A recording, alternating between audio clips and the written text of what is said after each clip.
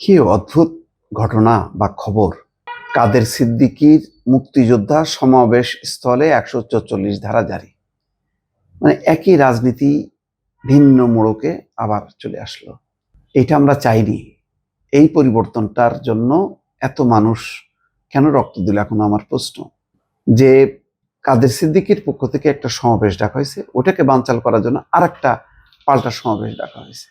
প্রশাসন কি করলো? ১৪৪ ধারা জারি করে দিল। তো এই কাজই তো হইতো। বিএনপি ডাকতো বা জামাত ডাকতো, ছাত্রলীগ ডেকে বসতো, ১৪৪ ধারা জারি। তো এটা তো আর এক ডিফারেন্সটা কোথায়? আগে আওয়ামী লীগ যা করতো, এখন আওয়ামী লীগের সেই বিরোধী শক্তি সেই কাজগুলি করছে।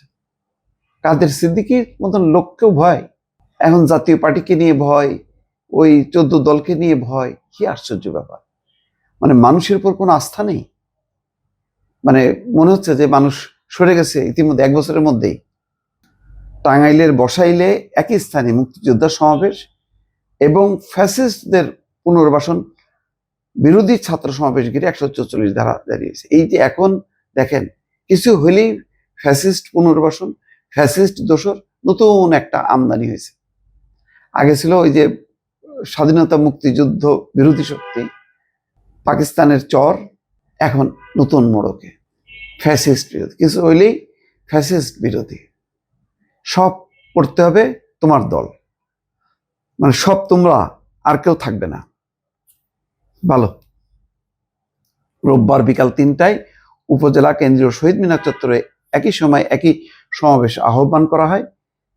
কাদেরিয়া বাহিনীর পক্ষে মুক্তিযুদ্ধকালীন কোম্পানি কমান্ডার কাজী আশরাফ হুমায়ুন বাঙ্গাল এবং ছাত্র সমাজের ব্যানারে রনি মিয়া এই সমাবেশ আহ্বান করেন। ভাই, এগুলির ব্যাপারে একটু উচ্চ পর্যায় থেকে সিদ্ধান্ত নেন। এগুলি আমরা কি আর একটা আওয়ামী কায়দার শাসনে যাচ্ছি? যে সেখানে যেমন মত প্রকাশ, স্বাধীনভাবে সমাবেশ করার অধিকার ছিল না, এখন কি তেমন?